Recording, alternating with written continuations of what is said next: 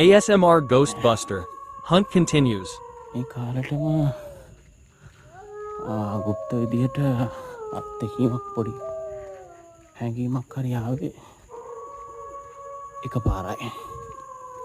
ඒත් ඒක හිතාගන්න බෑ මොකක්ද කියලා.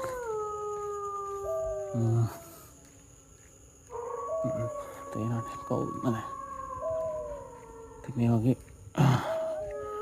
12ට එකට තමයි ඉතින් අපිට දෙයක් දැක් ගන්න උරන් වුණොත් අපිට